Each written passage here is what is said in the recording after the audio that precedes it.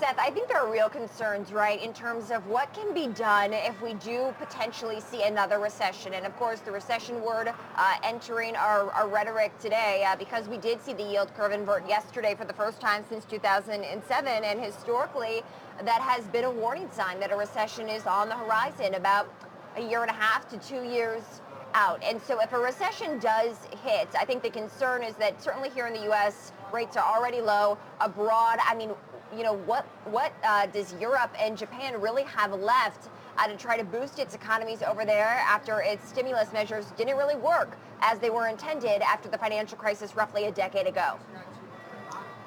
Well, listen, you know, the United States is in a better position economically than I think the rest of the world. The United States has had the advantage of maybe some overtime game here that the rest of the world hasn't had, and so I think we're in a better position. I want to draw a contrast, though, to what we saw in '08, which is we had the housing crisis. We had the mortgage bubble burst, and unlike in '08, we're not really seeing a specific sector of the marketplace doing poorly.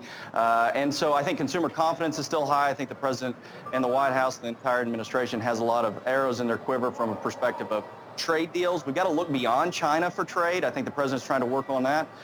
You've got to look at things like we do still have some value in some potential interest rate cuts. I mean, we could bring them back down to levels where they were in 2016. That would help the marketplace. I think we need to be cautious, though, not to move too quickly or too rapidly.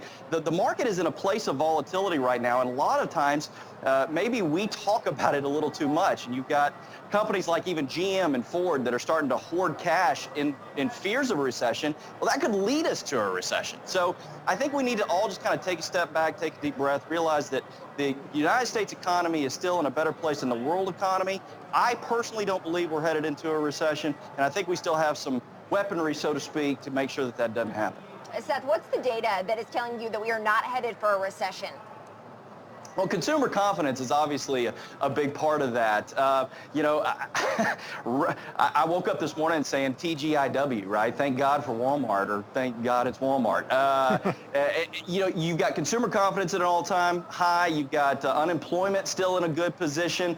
I look at the barometer of the rest of the world and say, how's the United States, you know, kind of standing up against that?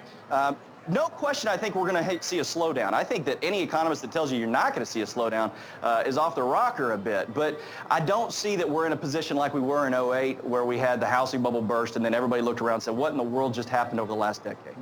Seth, I want to talk to this idea of tariffs earlier this week, and President Trump surprising many people just a couple of days ago, saying that these 10% tariffs on $300 billion worth of goods, a lot of consumer goods, consumer electronics, a portion of those items will be excluded until after companies like Best Buy and other retailers have purchased these goods for the holiday season, essentially blinking in two different ways.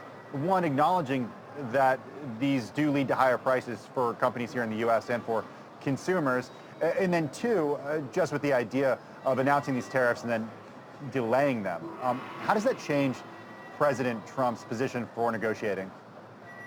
Well, again, we're starting to get into politics season, and I think the president recognizes that. The last thing he's got one more Christmas, really, before he goes into election time. So, you know, I think the president was recognizing that and saying, hey, listen, let's not put a sour taste in the mouth of consumers and American public before we go into that. Listen, as you think about trade talks, you've got this throttle, and I think the president has started out with this full throttle approach to China and saying, we have this and we're gonna press it, and then he's starting to let off a little bit. I think as time goes on and we start to see what occurs towards the end of this year and in the beginning of next year, we might see a different change in tone. Americans have a short-term memory. The president recognizes that. And if he can deliver on the short term, I think he's also recognizing that maybe he can win the long-term game, which is the 2020 election. Seth, very quickly, are you taking any money out of this market right now? No, I'm doubling down, man. You know, stocks are on sale today. There's an old saying that my daddy used to say, that the only people get hurt on the roller coaster, people that jump off in the middle of the ride. If you're retiring tomorrow, you've got things to be concerned about. The market is still up 13% year to date. We just got some stocks on sale yesterday, and I'm going to take advantage of that. Seth, All I agree right. with your dad. Do not jump off a roller coaster mid-ride, please. 10% off. Seth Denson, he's a co-founder and chief strategist at GDP Advisors. Thanks for joining us. Thanks, Seth.